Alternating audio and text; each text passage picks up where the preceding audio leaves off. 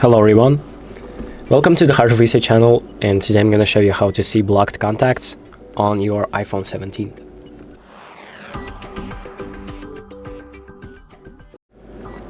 So if you want to see the contacts that you have blocked on your iPhone, the first thing that we're going to do is open up the settings, and then we're going to go to the apps tab, and then find the phone tab or the phone app. You can either look for it or just search it up by typing in phone,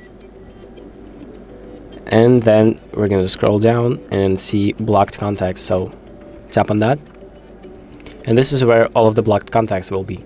So this is all the contacts that I have blocked on this phone, and I can, for example, press on one of them, and I could unblock them. I could edit some data, so I can unblock them by pressing unblock contact, and that's pretty much it.